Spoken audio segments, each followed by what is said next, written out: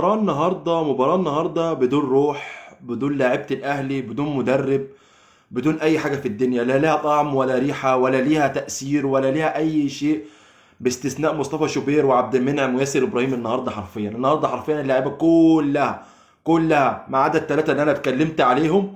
تمام، ما جوش أصلا الجزائر، ما نزلوش أرض الملعب. تمام.